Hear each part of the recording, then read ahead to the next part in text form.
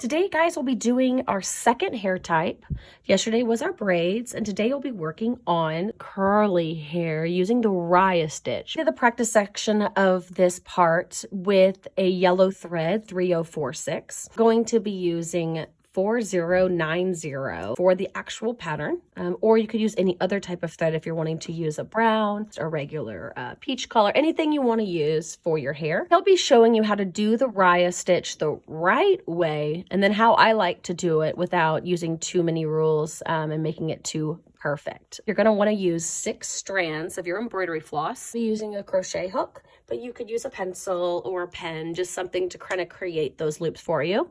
I've drawn a little diagram of it so that way it can kind of be easier to understand before we stitch it. You're going to be going down in your top left stitch point, leaving a little tail hanging out. Then you're going to come up on your bottom left stitch point, and you're going to take this diagonally across to your top right spot and go down. You're going to come back up in your top left. Okay, then you're going to take that thread and you're going to go underneath this diagonal thread we put here. You're going to go over the crochet hook, and then you're going to go under the crochet hook or the pencil, whatever you're using, to then go back down into your top right stitch point, which then becomes your new top left. And then you'll just repeat this step all the way across. Let's give it a shot.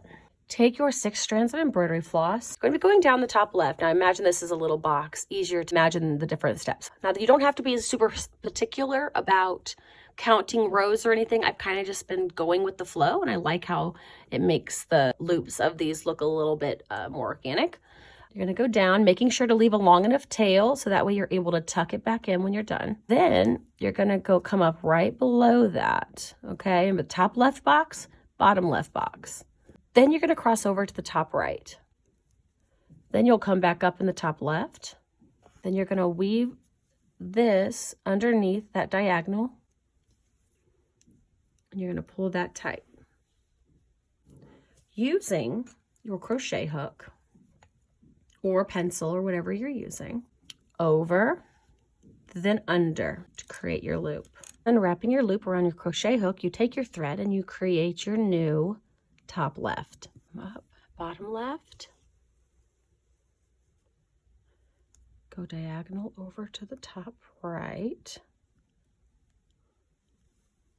come up again in your top left, and tuck underneath your diagonal, making sure to pull tight. Then you go over, under, to create your new top left. Now when I'm doing this, I don't like to use a crochet hook. I feel like it gets in the way and slows me down. So what I like to do is just make sure I create my own loops by holding down the threads. We've tucked. Now it's time to make a loop. I like doing it this way because that way I can control how the curls look. Create a little loop and then hold it down with my finger. Then I keep going. New stitch point, come up in the bottom left. Making sure I hold on to that loop until I tuck my needle back through for the next one. Go diagonal right. Come back up top left, and then tuck and pull, and so forth, all the way across. Then when I get to the end of the row, I create another row, and I go from left to right, all the way up, and that's it. That is the Rya Stitch.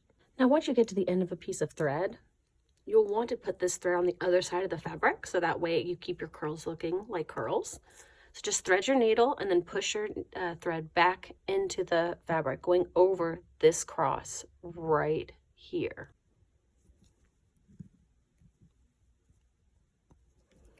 Same with this one here.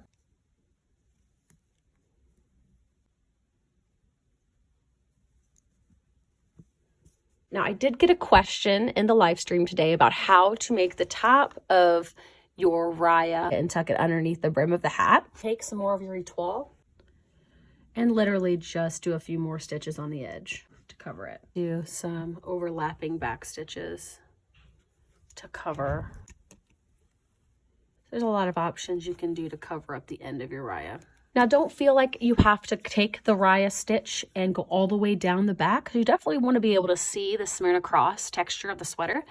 I would recommend collar of sweater and then maybe 1 or 2 to 3 rows down.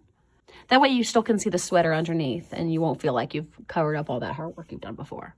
Just be careful when you're stitching over this tapestry wool, tucking your needle underneath that diagonal. You don't go into any of these previous stitches. Just make sure that you just turn your needle instead of going under it like this with the point. Kind of like with the whipped back stitch, you can turn your needle and go in with the eye of the needle. So you don't use the point and accidentally go into anything. But yeah, that is the Rya Stitch, folks, and I hope you guys like it. Head on over to DMC if you haven't gotten your supplies or haven't downloaded the pattern yet. You can get 15% off of your purchase if you use the code GULAXDMC at checkout. Thank you guys for tuning in, and I hope that you're loving these different hairstyles and techniques. I cannot wait to see your progress photos. Make sure you post them to your Instagram feed, not just your stories, and make sure to tag with Stitch Venture. That way you can get entered in to win a $100 gift card with DMC at the end of the month. So definitely don't want to miss out on that. Thank you guys for tuning in. I hope you guys have a wonderful rest of your day. And I'll see you bright and early tomorrow.